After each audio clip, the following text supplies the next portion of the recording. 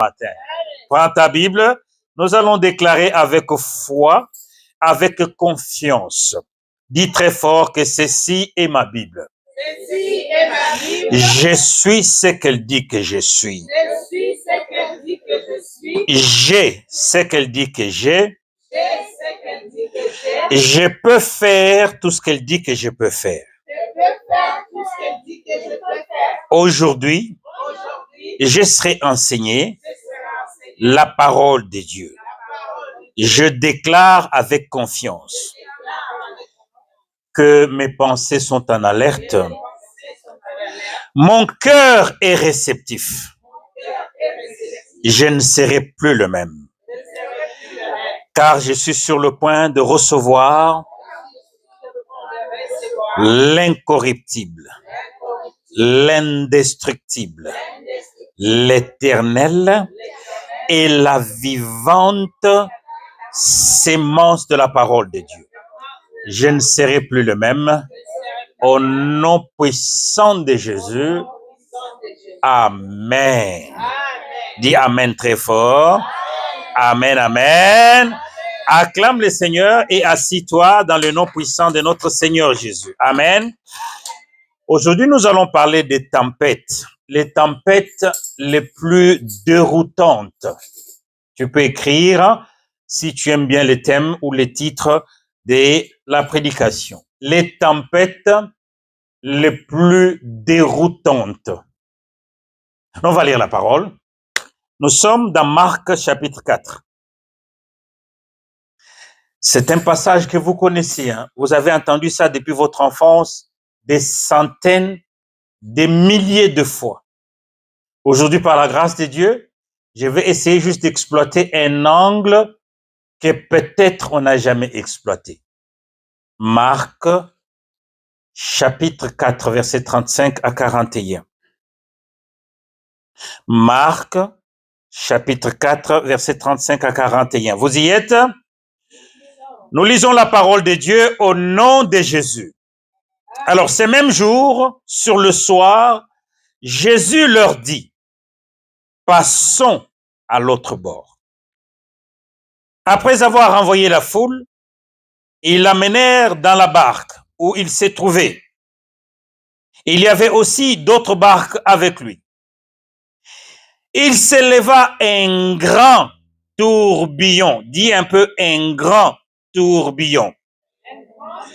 Et le flot s'est jeté dans la barque, au point qu'elle se remplissait déjà. Et lui, il dormait à la poupe sur le coussin. Ah, j'espère qu'on aura le temps de parler de la poupe et sur le coussin. J'espère. Ah, ils le réveillèrent et lui dirent, première question, maître, ne t'inquiètes-tu pas de ce que nous périssons? S'étant réveillé, en fait, Jésus ne leur a rien dit. Pour le moment, il n'a rien dit. Il s'est d'abord levé, il a fait ce qu'il devait faire. Il a montré ce qu'il était. Donc, il était Dieu. Il ne dormait pas. Il savait ce qui s'est passé. Mais bon, il menaça le vent. Et il dit à la mer, silence, shut your mouth. Et le vent cessa. Et il y eut un grand calme. Maintenant, il se tourne vers eux. Puis il leur dit, pourquoi avez-vous ainsi peur? Comment n'avez-vous point de foi? Ils furent saisis d'une grande frayeur. Ils se dirent les uns les autres, quel est donc celui à qui obéissent même le vent et la mer? En fait, ces gens marchaient avec Jésus, mais ne connaissaient toujours pas Jésus. Dans le psaume 121, et nous allons y arriver, le verset 24 dit que c'est lui qui veille sur Israël. Ne dort pas et ne somnole pas. En fait, le monsieur ne dormait pas. Il avait tout organisé, il avait tout planifié, car il ne peut pas dormir. C'est vrai, la Bible dit qu'il dormait, mais nous allons comprendre ça aujourd'hui. Dis Amen très fort. Les tempêtes les plus déroutantes. Tu vois, certaines tempêtes sont faciles à comprendre. Par exemple, si un homme fait constamment des mauvais choix, n'est-ce pas? Il récoltera parfois les conséquences de ses décisions. Dis amen très fort. Et c'est logique. Mais il existe des tempêtes beaucoup plus difficiles à accepter. Beaucoup plus difficiles à accepter. Des tempêtes qui surviennent alors que nous avons obéi à la parole de Dieu. Des tempêtes qui surviennent pendant que nous obéissons à la parole de Dieu. Des tempêtes qui arrivent alors que nous marchons avec Dieu. Des tempêtes qui éclatent précisément parce que nous avons suivi la direction que Dieu nous a donnée. Elle nous oblige à affronter une réalité que nous préférions éviter. Bien-aimés, l'obéissance à Dieu ne nous protège pas toujours des tempêtes. Dis amen très fort. Ce n'est pas puisque tu as obéi à Dieu que les tempêtes ne viendront pas. Ce n'est pas puisque tu marches dans la crainte de Dieu que les tempêtes ne viendront pas. Et si on t'a dit ça, on t'a menti. Car la Bible, dans ce passage, nous montre le contraire. Qui a commencé l'histoire, dans cette histoire? N'est-ce pas, c'est Jésus. Il est venu, les gars, ils étaient assis tout bonnement. C'est lui qui est venu vers eux. Écoutez, les gars, traversons de l'autre côté, n'est-ce pas? Et ils ont obéi. Ils ont obéi à la parole du maître, sans hésiter, sans se poser des questions. Ils ont commencé à ramer, n'est-ce pas? Mais que chemin faisant, le maître lui-même était avec eux. Il n'est pas resté pour dire, vous allez-y, je vais vous suivre. Non, il était avec eux. Mais chemin faisant, il y a eu un grand tourbillon. Il y a eu une grosse tempête. Tu vois, ces gens sont donc exactement où le Seigneur veut qu'ils soient. Ils ne sont pas dans la désobéissance. Ils ne sont pas dans la rébellion. Hein? Ils ne sont pas dans un péché ou ils ne sont pas dans quoi que ce soit. Ils ne sont pas éloignés de Dieu. Ils sont dans sa volonté. Et pourtant, la tempête arrive et cette vérité doit être importante pour la vie des chrétiens. Par rapport à notre marche avec le Seigneur. Par rapport à ce que nous sommes en train de chercher avec le Seigneur. Maintenant, il y a une question que tu peux te poser, mais si j'ai fait la volonté de Dieu, rien de difficile ne devrait m'arriver, n'est-ce pas? Parfois, la route de l'obéissance passe au milieu. Note ça très bien, si tu es quelqu'un qui note. La route de l'obéissance, parfois, passe au milieu des tempêtes. Elle ne doit pas passer en dehors de la tempête, comme ça tu vas te glorifier. Elle doit passer au milieu de la tempête afin que lui, le maître de ta vie, puisse se glorifier. Ah. Et donc, au début, tout semble normal. Mais du coup, il y a les vagues, il y a les tourbillons. En d'autres termes, les problèmes, il y a des problèmes à résoudre qui deviennent de plus en plus nombreux. L'eau commence à entrer dans la barque. La situation devient inquiétante. Et soudain, toutes les certitudes que tu avais commencent à vaciller. Toutes les certitudes que tu avais sur la parole de Dieu. Toutes les certitudes que tu avais sur la puissance de Dieu. Toutes les certitudes que tu avais sur l'œuvre de Dieu commencent à s'envoler. Là, tu n'as pas encore commis les péchés. Écoute-moi très bien. Là, tu es toujours dans la volonté de Dieu. Tu n'es pas encore sorti de la volonté de Dieu. C'est dans la volonté de Dieu que les choses commencent à devenir compliquées. Que le monde commence à tourner de manière que toi, tu ne t'attendais pas. Nous connaissons des versets, n'est-ce pas? nous connaissons les promesses de Dieu, nous connaissons la fidélité de Dieu. Mais soudain, une situation difficile survient. La tempête devient visible plus que les promesses.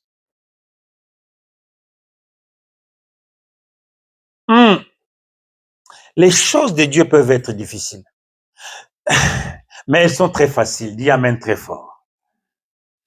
Les choses de Dieu sont les choses merveilleuses de la vie. Les tempêtes deviennent très visibles. Quand tu tournes à gauche, tempête. Tu tournes à droite, tempête. Tout ce que tu veux faire, tempête. Jésus dort. Tu vois, cette parole-là, cette vérité-là est probablement le détail le plus étonnant de la Bible, qui semble être en contradiction, bien sûr, avec le psaume 121, verset 4. Le psaume 121, verset 4 nous dit que voici, il ne sommeille, il ni ne dort, c'est lui qui garde Israël. Comment alors Jésus peut-il dormir en moi? C'est la question que nous pouvons nous poser. Pourquoi est-ce que Jésus est avec moi, mais il dort? Pourquoi est-ce que maintenant je commence à traverser des moments difficiles? Pourquoi est-ce que les choses commencent à devenir difficiles que je ne comprends pas? Mais voyez, pendant que les disciples paniquent, Jésus semble dormir. Tout le monde voyait que Jésus dormait, au point que même les vagues, les tourbillons, Jésus ne pouvait pas le sentir. Je vais t'assurer que Jésus dormait, oui, mais puisque Jésus était dans la chair, dans sa chair en tant qu'être humain, il a dormi. Je crois même qu'il ronflait.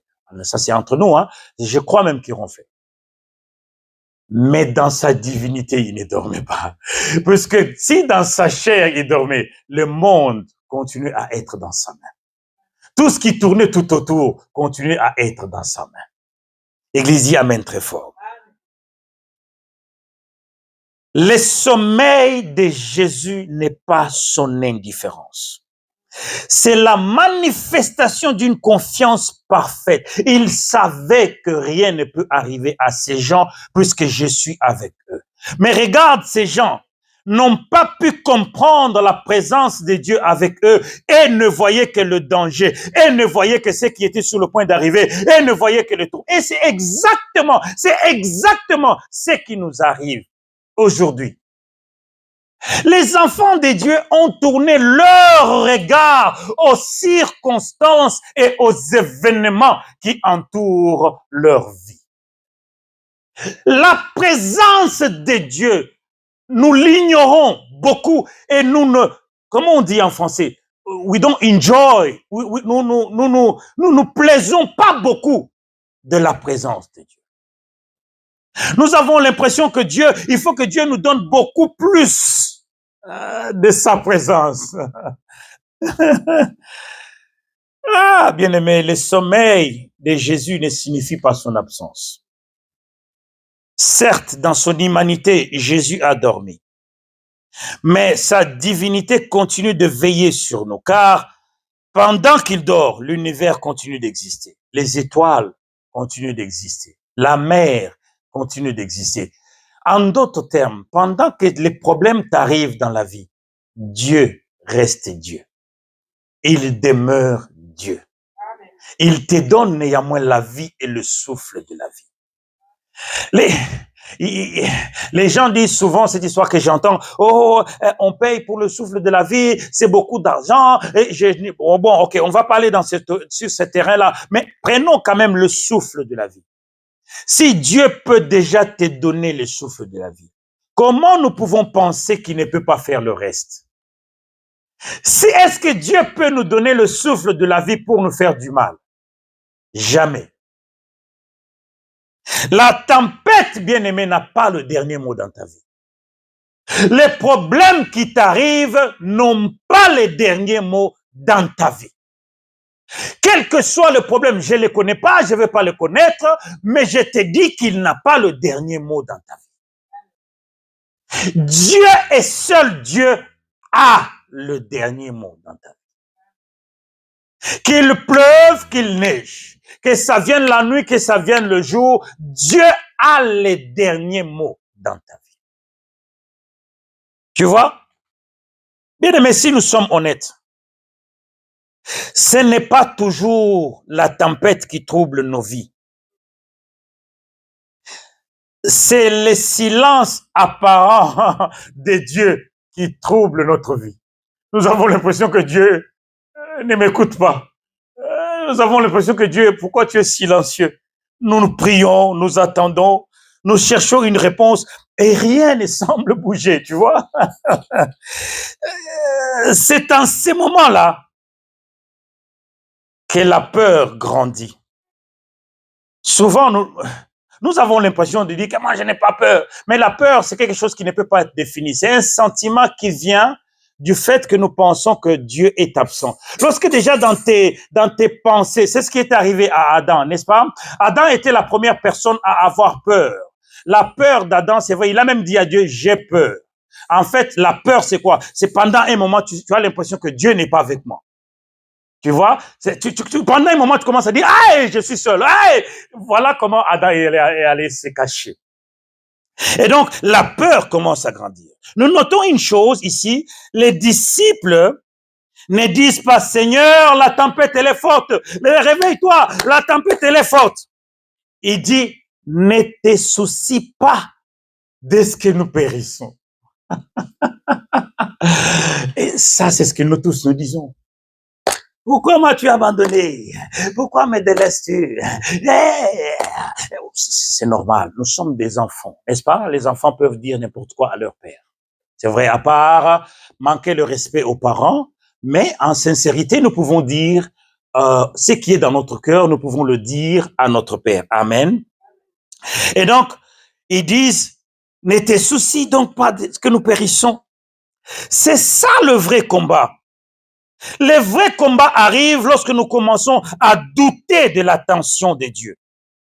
Lorsque nous commençons à douter de sa présence. L'Église aujourd'hui, et ça, moi, je combattrai ça toute ma vie pendant que je serai vivant, c'est d'annoncer la présence de Dieu aux enfants de Dieu. Puisque lorsque tu t'appelles un enfant de Dieu, lorsque tu reconnais que tu es un enfant de Dieu, tu dois aussi en même temps reconnaître la présence de Dieu avec toi. Mais bon, l'Église, la religion aujourd'hui nous a amené à douter de la présence de Dieu. Nous sommes très conscients des œuvres du diable. Nous sommes très conscients de ce que le diable peut faire, mais nous ne sommes pas vraiment conscients de la présence de Dieu. Tout ça, pourquoi? Puisque nos yeux regardent souvent aux tempêtes, aux choses qui arrivent. Lorsque la tempête souffle, nous commençons à trembler, nous commençons à bouger. En fait, les disciples et nous, vous et moi et les disciples, c'est comme si nous disons, Seigneur, est-ce que tu ne vois pas ce que je traverse? Est-ce que tu n'entends pas ma prière? Est-ce que tu n'as pas un souci de moi? La vérité la plus importante de ces passages, bien-aimés, n'est pas que Jésus calme la tempête. N'est pas parce que Jésus est venu, allez, oh non, allez, tais-toi, non. La vérité de ces récits est qu'il est toujours dans la barque, malgré la tempête.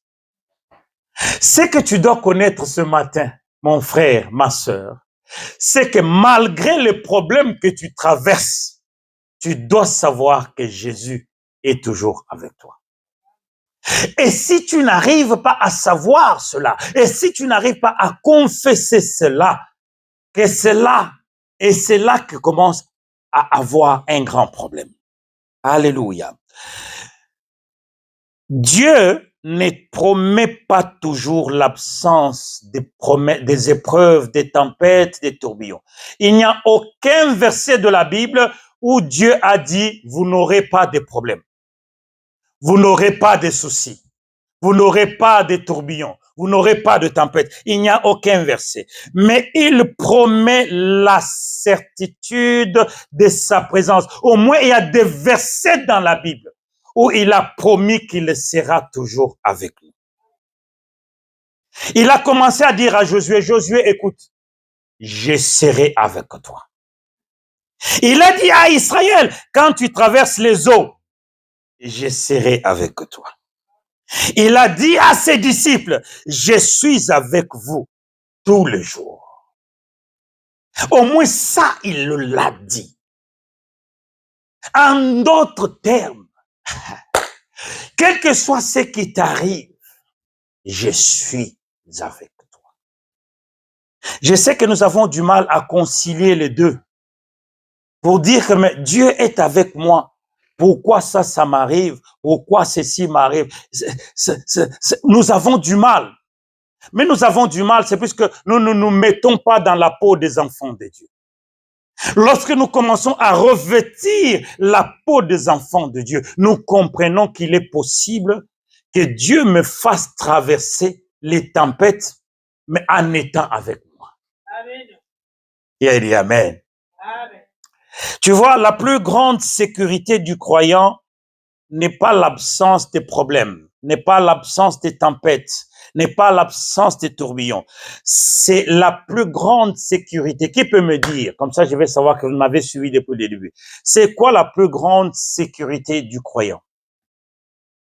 Ok, vous ne m'avez pas suivi. Je vais répondre. C'est la présence de Dieu.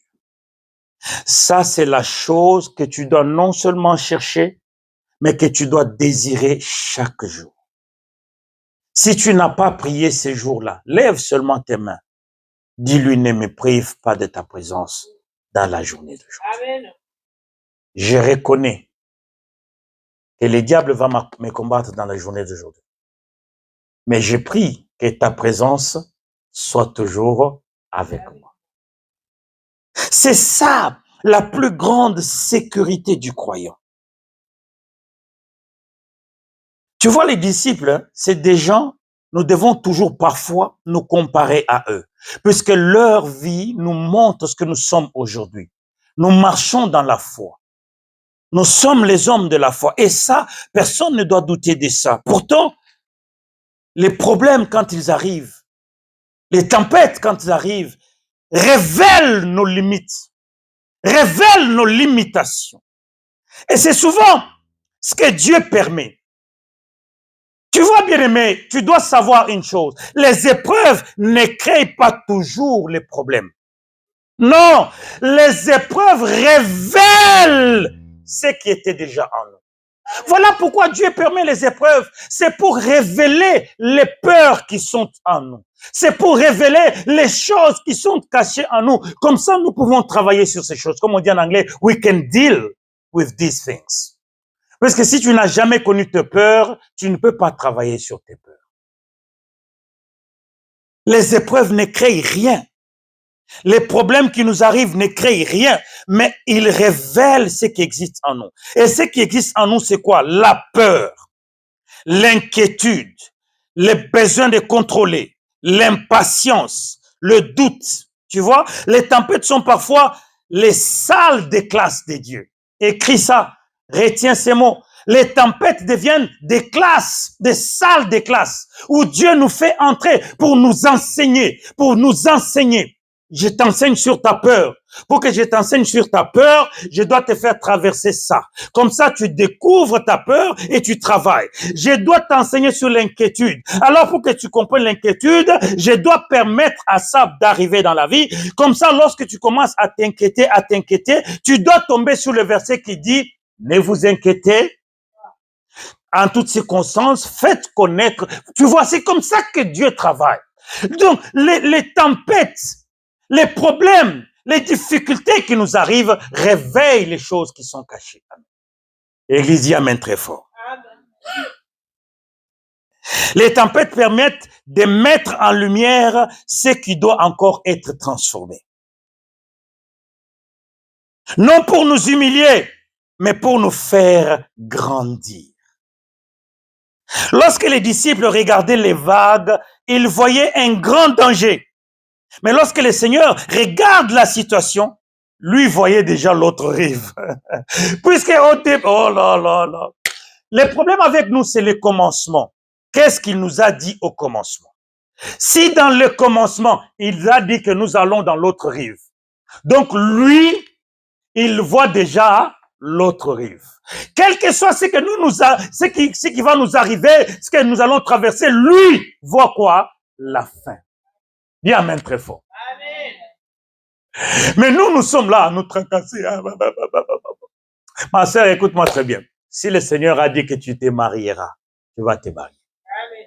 Quels que soient les problèmes qui sont dans ta famille, même si ta famille est championne de tout ce que vous citez là, si Dieu avait dit, toi ma fille, c'est le mariage, tu vas te marier. Dis amen très fort.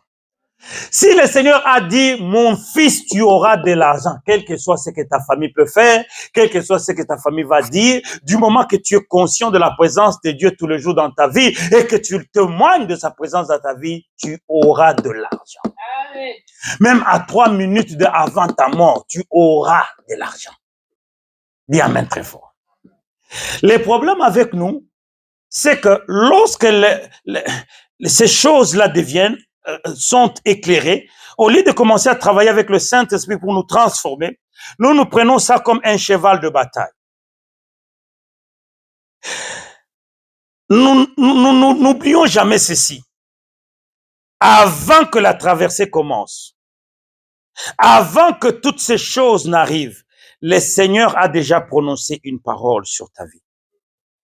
Peut-être on t'a jamais dit ça, peut-être tu ne le sais pas, mais en tant qu'enfant de Dieu, tu dois commencer à témoigner tous les jours que je suis enfant de Dieu. Les malheurs ne m'appartiennent pas. Il a dit qu'il connaît les plans qu'il a formés pour moi. Ce sont les plans de bonheur, non pas les plans de malheur, pour me donner un avenir et un avenir. C'est le témoignage de ta vie qui va te faire parvenir là où le Seigneur est en train de t'amener. Moi, je vais me marier. Les mariages m'appartiennent. Le célibat n'a pas été écrit pour moi. Je me marierai, quel que soit ce que ma famille raconte, quel que soit ce que les gens racontent, je suis dans le mariage. Dis amen très fort. C'est ton témoignage à toi qui va te faire traverser ces choses et te faire parvenir là où tu dois. Moi, je dois avoir les enfants.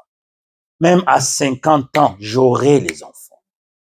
Est-ce que tu comprends? C'est dans ta bouche que toi, tu dois te faire arriver là où tu es. Jésus n'avait pas dit, essayons d'aller de l'autre côté. Il a dit, allons de l'autre côté. Il n'avait pas dit, bon, peut-être nous arriverons, peut-être nous n'arriverons pas. Il a dit, allons de l'autre côté.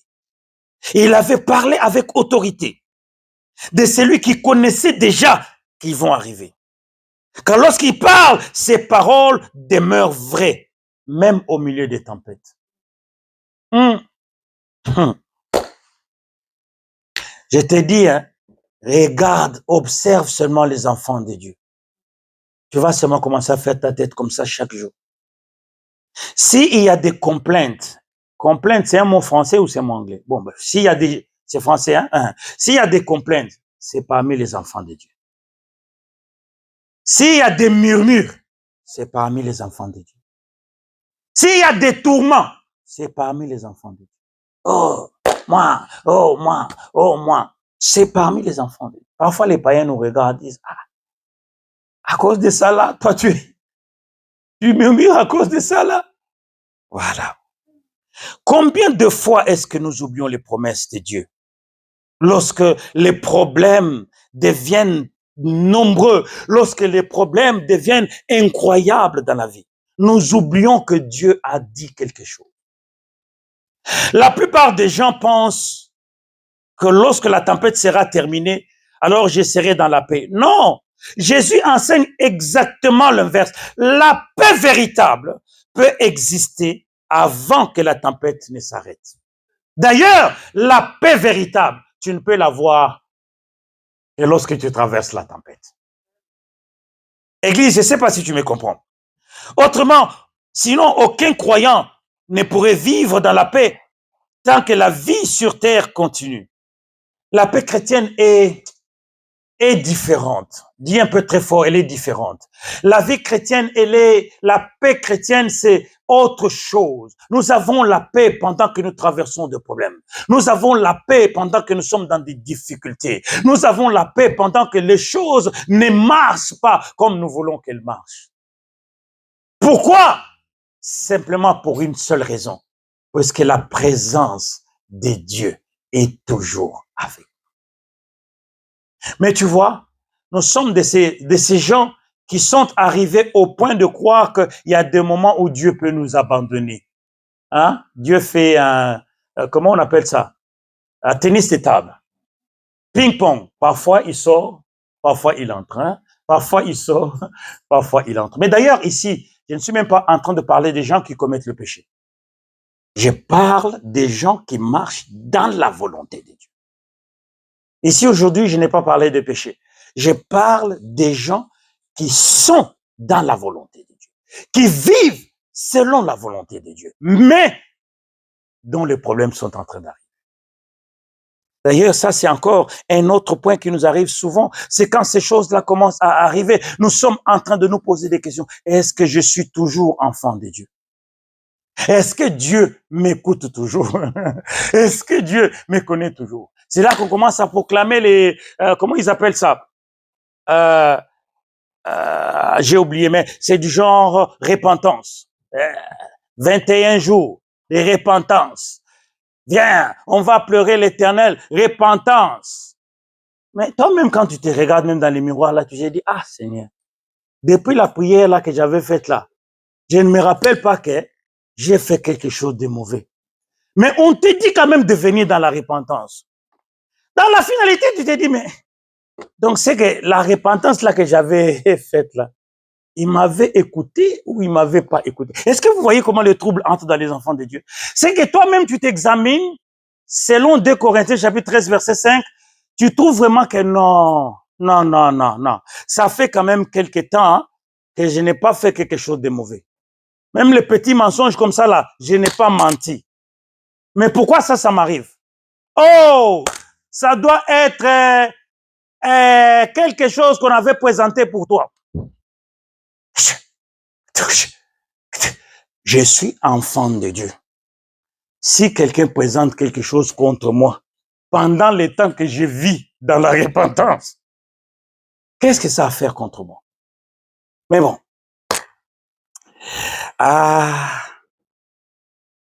Autrement,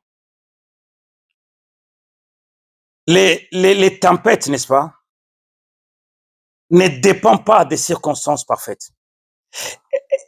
Elles dépendent de Dieu. C'est Dieu, j'ai dit, ce sont des classes, ce sont des salles de classe dans lesquelles le Seigneur nous fait entrer. Chacun d'entre nous a sa classe à lui. Je ne sais pas si toi, mon frère, tu es encore à l'école primaire. Je ne sais pas si toi, ma soeur, tu es déjà dans au collège. Je ne sais pas si toi, maman, tu es déjà comment on appelle ces histoires ici? Un lycée.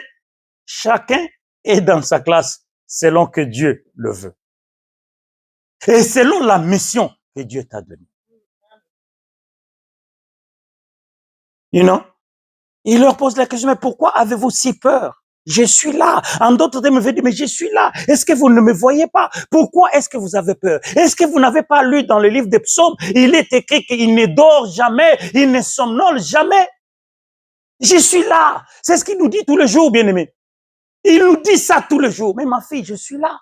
Mais mon fils, je suis là. Est-ce que tu me vois ou est-ce que tu ne me vois pas? Lorsque les problèmes deviennent plus grands que Dieu, lorsque les tourments deviennent plus grands que Dieu, lorsque les tempêtes deviennent beaucoup plus grandes que Dieu, lorsque nous ne voyons plus Dieu, nous ne voyons que les problèmes qui nous arrivent, nous ne voyons que la situation qui est au-devant de nous. Nous avons un Dieu qui change de taille selon les circonstances de notre vie. Il y a des moments où Dieu devient petit. Nous ne les voyons plus. Nous ne voyons que des problèmes. Il y a des moments où on commence à rigoler, Dieu devient grand. Why? Pourquoi? Parce qu'en ce moment-là, tu as eu un peu d'argent. Ou tu as acheté un peu la petite voiture que tu voulais. Et là, c'est la joie.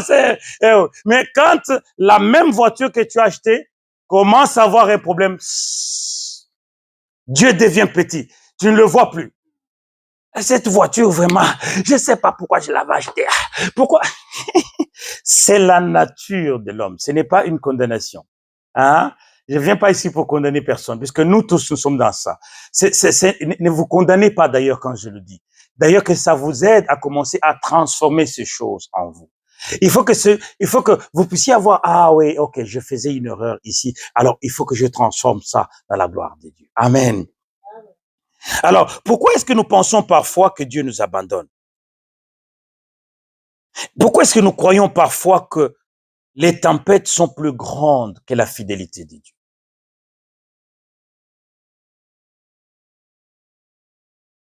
Tu vois, la paix n'augmente pas principalement lorsque les circonstances changent. Quand je serai bien. Non. Plus nous découvrons le caractère de Dieu, plus aussi nous découvrons sa fidélité. Plus nous découvrons son amour, plus notre confiance grandit. Comment la confiance en Dieu peut grandir en toi? Prenons un exemple. Dans la maison de Bill Gates, je suis jamais entré, moi je suis jamais entré, mais on raconte que quand tu entres dans la maison de Bill Gates, il y a des endroits où il peut taper seulement les mains. Les lumières peuvent s'allumer. Il y a des endroits où il peut peut-être faire que ça. Les lumières peuvent s'éteindre. Il paraît qu'il se brosse pas les dents. Il a des machines qui brossent les dents. Ça, c'est ce que les gens disent. Mais donnons un exemple. Si notre vie arrivait à ce niveau-là, soyons sincères, soyons honnêtes, vous et moi, où tu ne ressens rien, où tu ne vois rien, où rien ne t'arrive, quand tu tapes les doigts, quelque chose arrive, quand tu siffles, quelque chose arrive, est-ce que nous continuerons à rechercher la fidélité de Dieu? Non, non, non, non, soyons sincères. Hein. Ça se voit en Afrique, vous voyez les gens qu'on nomme des ministres. Avant d'être ministre, il était tellement pauvre. Il a vécu dans la pauvreté, mais par une certaine chance, boum, ministre, qu'est-ce qui suit après? Boum, toutes les banques sont maintenant remplies. Maintenant que ces banques-là sont remplies, qu'est-ce qu'il est devenu? Aigri, orgueilleux. Voilà. Et donc, si notre vie aujourd'hui, il n'y avait rien qui nous arrivait, que nous, sincèrement, soyons honnêtes entre nous, est-ce que nous serions toujours en train de nous attacher à la fidélité de Dieu? Non, non. Prenez seulement un exemple. Quand ici, nous avons de l'argent. Ah, la joie qui vient avec l'argent, parfois on dépense sans compter, n'est-ce pas? Voilà. Mais une question demeure dans tout ça. Si Christ est avec moi, si il ne sommeille pas, si il ne dort pas, pourquoi alors certaines de ces tempêtes durent si longtemps? Pourquoi certains de ces problèmes prennent du temps? Si Dieu est avec moi, s'il ne dort pas, s'il ne somnole pas, pourquoi est-ce que ces problèmes commencent à prendre beaucoup de temps? C'est là que les pasteurs souffrent. Ah, les pasteurs là, il n'a pas de puissance. Ah, ces pasteurs là, il n'a pas de puissance. Tout ça pourquoi? Puisque nous n'avons pas compris nos périodes, nos circonstances, nos temps. Alors nous avons pris ça, nous avons mis sur le pasteur. Mais je veux que tu saches que si tu traverses un temps que Dieu lui-même a écrit de sa main, même si 222 000 millions de pasteurs que tu aimes là prient pour toi, rien ne va t'arriver. Rien ne t'arrivera.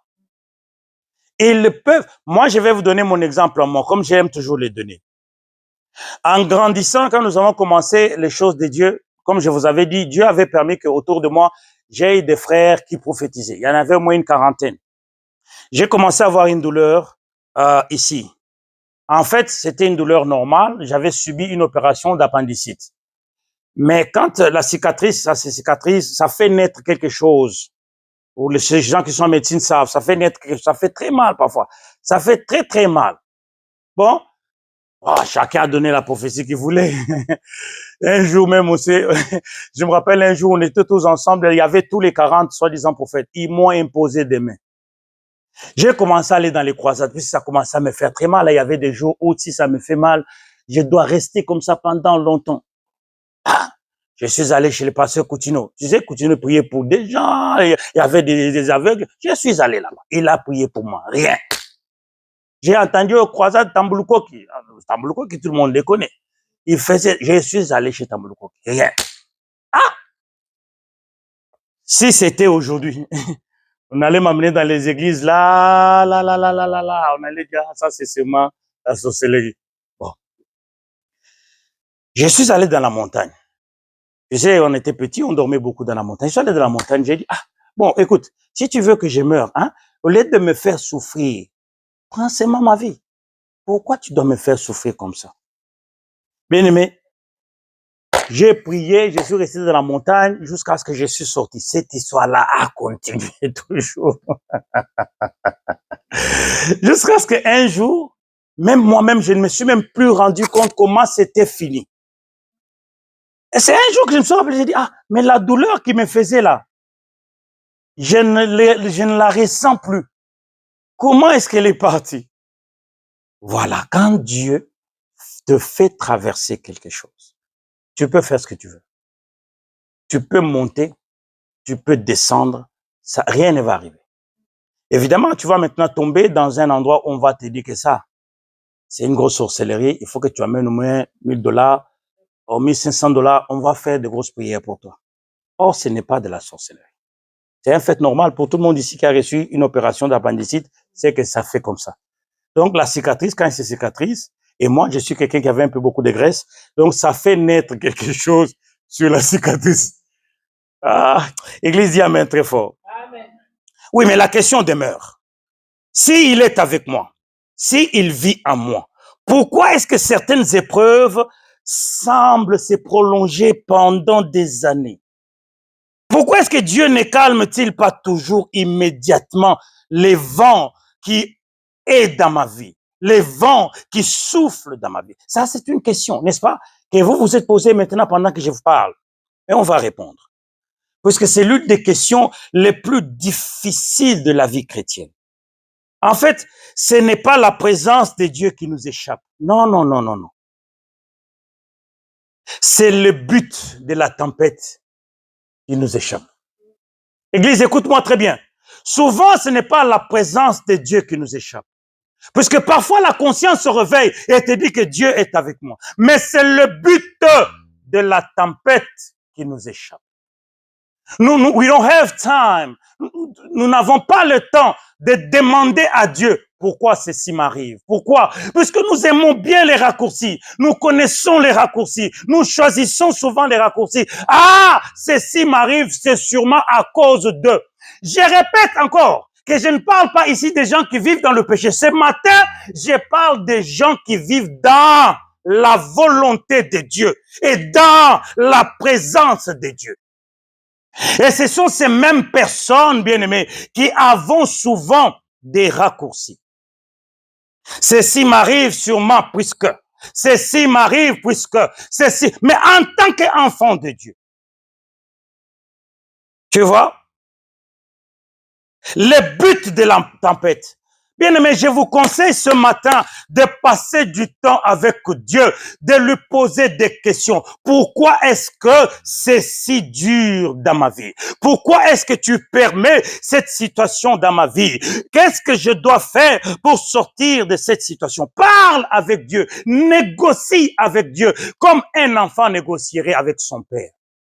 Why is it that I am going through this for so long? Quelle est cette puissance qui est plus que toi? Quelle est cette gloire qui dépasse la gloire de l'Éternel? Pourquoi veux-tu que je vive dans ça? Ne suis-je pas enfant de Dieu, porteur de la gloire de Dieu? Tu vois? Passe du temps avec lui. La question qu'il faut se poser aujourd'hui est pourquoi tu permets ça? Pourquoi tu permets ceci dans ma vie? Malgré que j'ai pris, malgré que je jeûne, malgré que je dors par terre, malgré que je fais ceci, tout ce que tu m'as demandé, je le fais. Pourquoi est-ce que toi, tu continues de permettre? Mais je pense que si Dieu doit te répondre, il te donnera la réponse qui est dans Ésaïe chapitre 55, verset 8. Car mes pensées ne sont pas vos pensées. Mes voix ne sont pas vos voix. Tu vois, Dieu a sa façon de te conduire. Tu dois lui faire confiance et tu dois t'attacher à sa fidélité. Car Dieu n'est pas un homme pour mentir et il n'est pas un fils de l'homme pour se repentir. Ce qu'il a promis de faire pour toi, il le fera. N'a-t-il pas dit à Habakkuk, Habakkuk, prends le livre, écris, n'est-ce pas? Même si ça doit prendre du temps, sache que par s'accomplir. It doesn't matter how long it can take, it will happen. Ça peut te prendre, je sais que tu en veux aujourd'hui, tu veux que ça se fasse aujourd'hui, mais moi je te dis, crois-moi, quel que soit le temps que ça prendra, mon fils ou ma fille, ça s'accomplit. Et ça c'est Dieu qui te parle. Il doit te parler dans tes situations. Il doit te parler dans tes problèmes. Il doit te parler lorsque tu traverses la vallée de l'ombre de la mort. Si dans la vallée de l'ombre de la mort, tu n'entends pas la voix de Dieu, c'est que tu es très éloigné. C'est ce qui arrive aujourd'hui. Dans la vallée de l'ombre de la mort. Je répète encore pour que vous puissiez me saisir là où je suis. Ce matin, je ne parle pas des gens qui vivent dans le péché, que tu es dans un certain péché et à cause de ton péché, quelque chose te retient. Non, je parle ici des gens qui sont dans la volonté de Dieu, qui ne vivent pas dans le péché. Mais boum, dont la conclusion est simple et facile. Si ceci m'arrive, c'est puisque je n'ai pas payé les choses des gens de mon village. Tu vois, il existe des questions que l'on peut éviter pendant un temps. Mais il y a celles que la vie finit toujours par nous imposer. Pourquoi Dieu permet-il certaines tempêtes? Lorsque tout va bien, cette question ne vient pas. Mais lorsque une épreuve entre dans ta vie, elle devient soudain très personnelle. Pourquoi il y a cet accident? Pourquoi il y a ce deuil? Pourquoi il y a cette maladie? C'est là où les gens commencent à se poser des questions sur ta vie. Oh, tu vois, moi, depuis que je suis enfant, je ne suis jamais tombé malade. Toi, tu tombes toujours malade, tu tombes toujours malade. Mais est-ce que c'est moi qui appelle la maladie même? Pourquoi cette même question-là, tu peux pas la tourner vers Dieu? Dieu, dis-moi, pourquoi il est toujours malade? Mais, tu vois, nous faisons vivre les gens dans la culpabilité. Puisque il y a des questions parfois qu'on te pose, tu commences à te dire, qu'est-ce que j'ai finalement fait? Mais tu sais que tu n'as rien fait. Tu comprends? Ah, les tempêtes. Notre souhait était qu'en devenant enfant de Dieu, que rien ne nous arrive, n'est-ce pas? Que tout soit rose dans notre vie, que les fleurs soient semées comme dans comment ça s'appelle, le palais qui est à Paris, que les gens vont visiter. À Versailles, les gens voudraient bien que ça soit comme Versailles, n'est-ce pas? De l'or à l'intérieur, dehors, des fleurs et de tout ça. C'est ce que nous avons voulu en devenant chrétiens. Mais nous avons vu le contraire, que devenir chrétien était encore même pire. Parce que là, Dieu est en train de nous discipliner. Dieu est en train de nous corriger à chaque moment. Pourquoi cette maladie? Pourquoi cet interminable problème? Pourquoi ces rejets? Pourquoi cette injustice?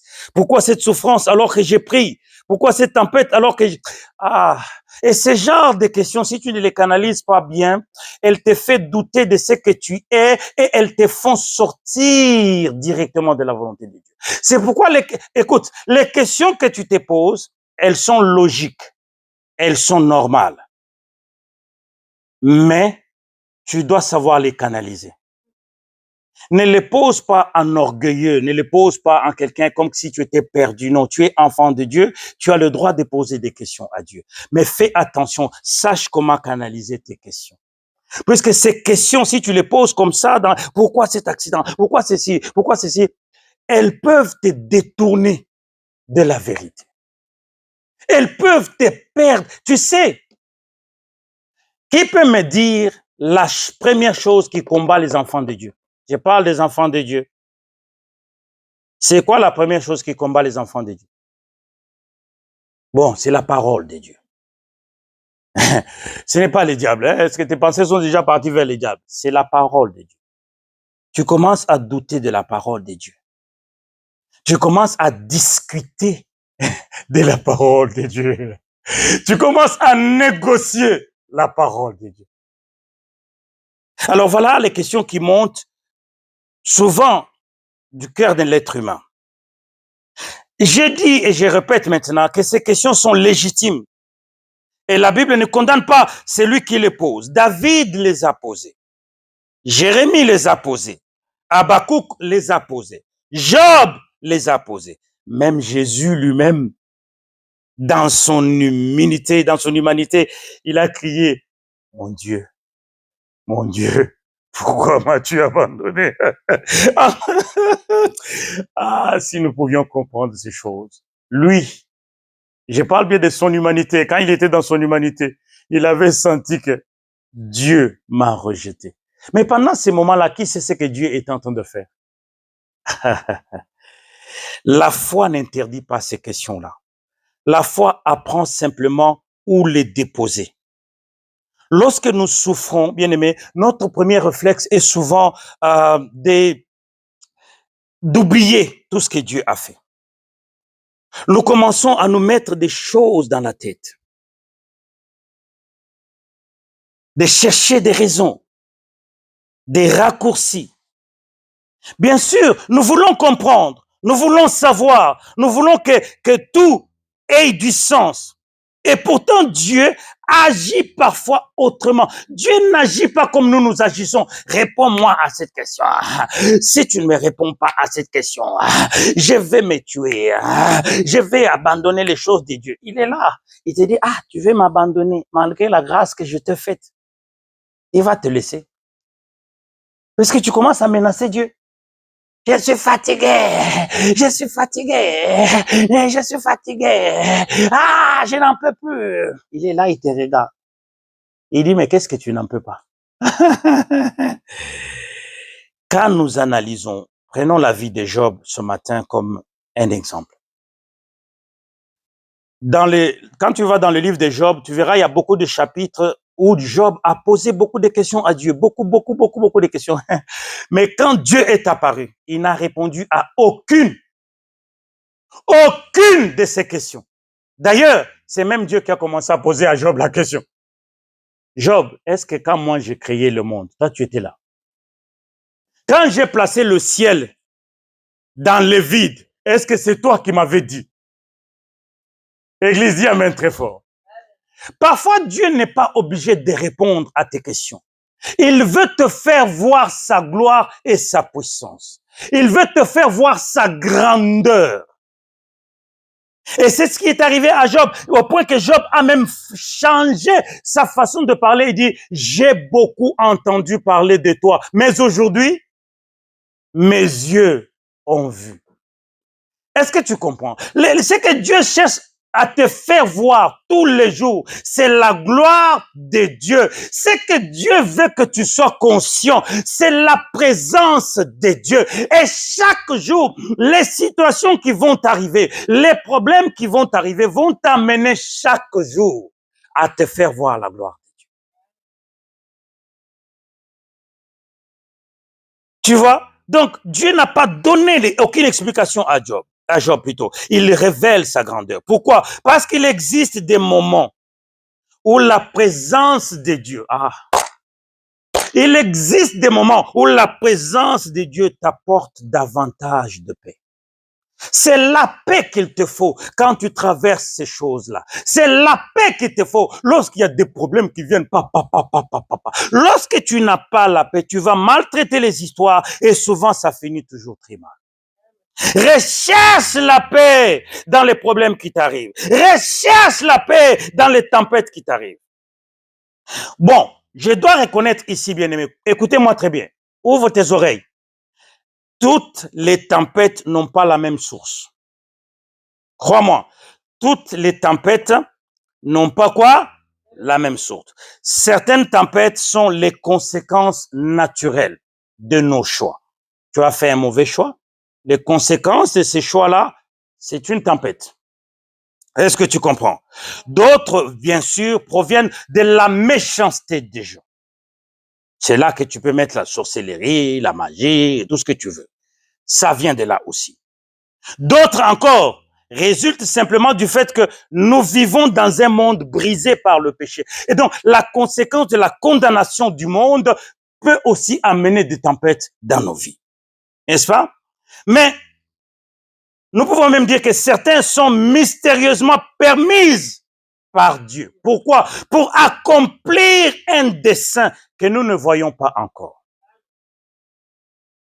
Mais quelle que soit leur origine, là, retiens maintenant, quelle que soit leur origine, Dieu est toujours avec nous. Aucune tempête ne peut chasser Dieu. Aucune tempête ne peut sortir Dieu de toi. Quelle que soit leur origine, que ce soit la magie, la sorcellerie, tout ce que tu veux là, la présence de Dieu est toujours avec toi. Ah, nous allons nous arrêter ici. Mais avant que nous puissions partir, je veux que tu saches que lorsque nous souffrons longtemps, lorsque nous sommes souvent dans un problème, dans une difficulté, il y a un danger qui apparaît. Et le danger, c'est quoi? Nous commençons à interpréter Dieu au travers de nos douleurs. Chaque douleur nous fait interpréter Dieu. Dieu ne m'aime pas. Dieu ne m'écoute pas. Est-ce que je ne m'étais pas bien repenti? Est-ce que le péché là me poursuit toujours? Est-ce que ces problèmes-là m'arrivent toujours? Pourquoi? Puisque la souffrance est là. Elle est présente. Et à cause d'elle, nous commençons à interpréter Dieu. Nous commençons à interpréter l'image de Dieu. Pourquoi? Puisque nous avons permis à des questions d'entrer en nous. Souvenez-vous le verset. Puisque vous êtes ressuscités, affectionnez-vous. Mettez vos pensées aux choses qui sont en haut. Affectionnez-vous aux choses qui sont en haut, là où Christ est assis. Lorsque nous ne faisons pas ça, que nous permettons à une petite question de demeurer, elle entre, elle demeure, elle va venir un peu légèrement. Est-ce que tu es toujours dans la volonté de Dieu? Est-ce que? Alors, plus nous emmagasinons ces questions, plus ces questions demeurent en nous, plus nous commençons à douter et à interpréter Dieu au travers de nos souffrances. Et donc, on commence à se poser des questions, bien sûr. Est-ce que cette situation vient de Dieu? Est-ce que ceci vient de Dieu?